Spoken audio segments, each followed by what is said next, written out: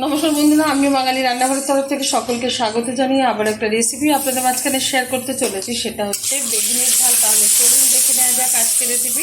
ওভেনে একটা কড়াই বসিয়ে তাতে দিয়ে দিচ্ছি বেশ কিছুটা পরিমাণে সাদা তেল। তেলটা গরম হয়ে যাওয়ার পর দিয়ে দিলাম সামান্য পরিমাণে হলুদ গুঁড়ো, আর আগে থেকে বেগুনগুলো ভালো করে কেটে দিয়ে পরিষ্কার করে নুন হলুদ মাখিয়ে নিচ্ছি। এবার কড়াইয়ের মধ্যে ঢেলে দিলাম।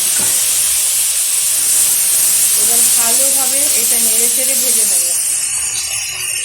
দিয়ে দিচ্ছি সামান্য পরিমাণে একটু লবণ, যেহেতু লবণ দিয়ে মেখেছি সেই কারণে কিন্তু সামান্য পরিমাণে লবণটা ব্যবহার করলাম। দিয়ে দিচ্ছি স্বাদ মতো চিনি।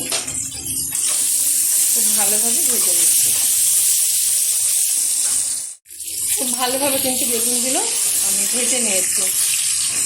এখন দিয়ে দেবো এর মধ্যে আদা আর রসুন পেস্ট। দিয়ে দিচ্ছি হাফ চামচ লঙ্কার গুঁড়ো, হাফ চামচ কাশ্মীরি লঙ্কার গুঁড়ো। খুব ভালোভাবে এবার কষিয়ে নেব। বেগুনের ঝালে কিন্তু আর কোনো মশলা এখানে ব্যবহার করবো না, এতেই ভীষণ টেস্টফুল হবে। ভালোভাবে কষানোর পরে দিয়ে দিচ্ছি সামান্য পরিমাণে একটু জল। যেহেতু মশলাটা লেগে গেছে সেই কারণে কিন্তু জলটা ব্যবহার করলাম। ঢাকার কোনো দরকার নেই। 2 থেকে 3 মিনিট মতো হাই আছে ফুটিয়ে নিলেই কিন্তু বেগুনের ঝাল কাটতে তৈরি হয়ে যাবে।